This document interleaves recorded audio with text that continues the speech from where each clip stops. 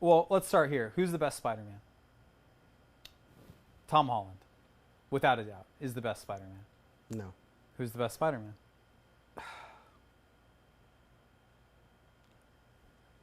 Who's the best Spider-Man and Peter Parker, or who's like because Well, the best Peter Parker is for sure Tom Holland, and the best Peter Park and the best Spider-Man is also for sure Tom Holland. And I think that's just because the movies were made later and the CGI is better. Well, no, I think that the best Peter Parker, depending on which Peter Parker. Okay, Toby Maguire Peter Parker and Tom Holland Peter Parker are two different Peter Parkers. Tom Holland Peter Parker is kind of based off the Ultimate Peter Parker, which they fucking nailed. But the Peter Parker that Toby Maguire was doing was the correct Peter Parker of the one that they were going off of. What's the difference? The difference is kind of the age. They were both high school kids. Yeah, but the Peter Parker that Toby Maguire was going off of was the Peter Parker who was leaving high school and going to college, and that's where he was meeting the Doc Connors and. That's interesting because Tobey Maguire was literally 45 years old when he played Peter Parker. I know, right? Yeah, they wanted him to be like in high school going to college, and that was kind of the college is where he kind of started. The Peter Parker from Holland, Tom Holland, was the ultimate. Wait, hold on. So the Peter Parker that Tobey Maguire played was leaving high school going to college. Yeah, the Peter Parker that Tobey Maguire played was basically the Peter Parker in the 90s animated series. Do you where remember that? he's working for the Daily Planet. Yeah. Okay. And then so he's not a high school kid at that No, not particularly. I don't know why. They could have started him in college. I think they just started him in high school to give them Flash and Mary Jane. Okay. But then the Peter Parker that Tom Holland is fighting is the 14-year-old kid who got bit, and it's his time in high school navigating that. That's the Brian Michael Bendis Ultimate Spider-Man series, which I fucking love. They both did a really good job, but I think that even though I know that Tobey Maguire's Spider-Man has the things coming out of his hand because they just didn't have any money to be able to fucking create that thing, so they just have it coming out of his hand. In the comics, does Spider-Man have the webs in his hand, or no? There's one comic book that he does, but it's when he gets turned. He was more spider-like. He gets turned into a spider. And but then generally, Spider-Man has a machine that spits the webs. Because he's smart, he builds it. Okay. They did that in the first Tobey Maguire Spider-Man just because they didn't think the movie was going to make any money, and they didn't have money to CGI or make the things. So they were just like, let's just put it in. It'll be easier hand. to put it out of his hand. Because they didn't have any reference. But that Spider-Man to me was so emo and boring, and the nerdiness was just so heavy-handed. Yeah, I know. I was not a fan. I think that's why it's not a perfect Spider-Man. But the thing about that I think they got right, and the other two Spider-Mans haven't got right yet, is the villain. One of the reasons that I love Spider-Man so much is because unlike any other superhero, he has such a personal connection to all of his foes. I think the biggest thing wrong with Spider-Man is that I don't care about any of the villains. That's what I'm talking about. That's what I liked about the first Spider-Man and Spider-Man 2. No, but how about this? You know who I can't stand? Who? Doc Ock. You're wrong. I'm just going to say that you're a wrong person. Alfred Molina spoke at my college's graduation, and I still didn't like Doc Ock. Are you fucking kidding me? No, I think Doc Ock is a dumb name. I think that's the reason that you fucking don't like him. I think his entire thing is stupid. I think having the machine connected to his spine and messing up his brain. I think having the octopus arms is stupid. I think it's dumb. I think that you're a bad person.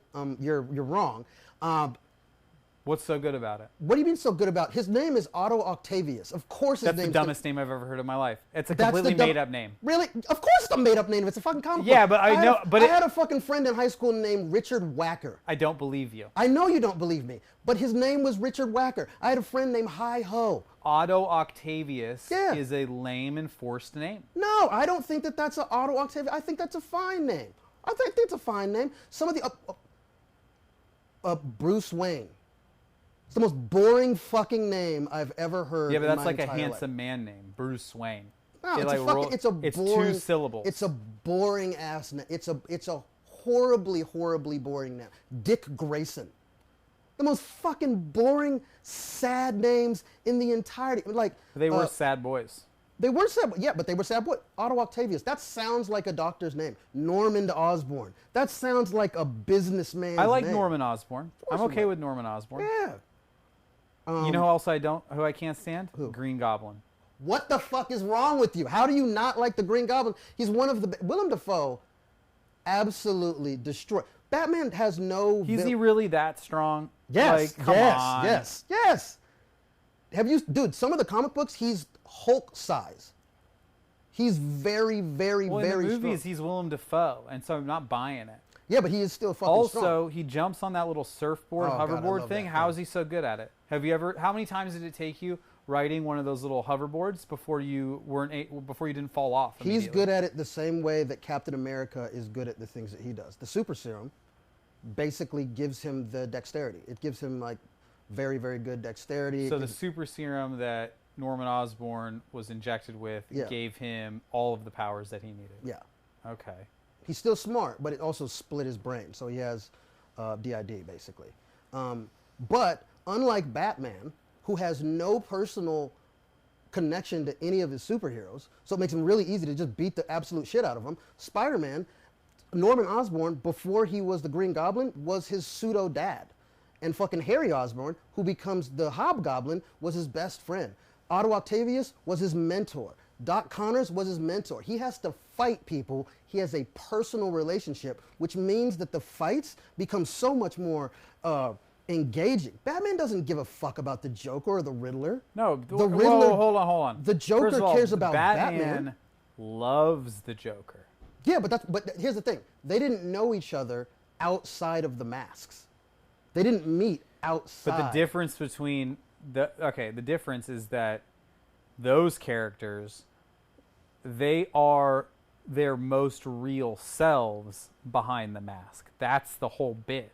Batman is that's who he is. The Yep. Joker, that's who he is. Yeah. When he plays Batman, that's the actual mask. Or when he plays Bruce Wayne, that's the mask. That's the actual mask. It's the same thing with Other way around, dude. No, Peter but- no, no, Parker no, no. is Peter Parker. He has to be Spider-Man to save his family. He actually has to put the mask on No. to keep everyone around him safe. But he's trying to be a superhero. He's trying to figure it out. No, but that's what I'm saying. Peter Parker does not want to be Spider-Man. He would rather be Peter Parker. Batman wants to be Batman. It is an active Yes. choice. It is Yes. the same with Superman. He wants to be Superman. He just knows that he can't be all the time. But he is Superman.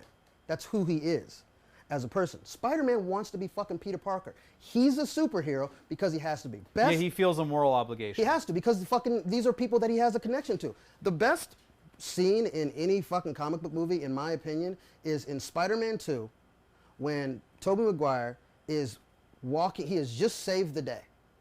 Just saved every fucking buddy.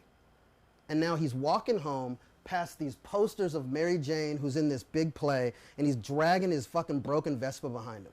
That is the realest, because every other fucking superhero has resources. Peter Parker doesn't get no bitches. He doesn't have no money. He still has to hustle to get fucking work. He has nothing. He has nobody helping him. When we meet him, he's already lost both parents. And then the first time we meet him, he loses his fucking uncle. He has one person left that he feels responsible for killing their husband. And as much as Batman has, lost his family, and that's horrific, and he has nobody left except Alfred, that's terrible, but he had an outlet. Peter Parker feels absolutely responsible for doing this, and I think that makes him the only true superhero. Okay, so if you had to choose one actor to play Spider-Man for the rest of the time, who do you choose? Is it Toby, Andrew, Tom, or someone brand new? Here's the thing. If you say this actor is playing Spider-Man, give me a good. If you give me a good, I think the person who could do the best with the character, I think would actually be Andrew Garfield.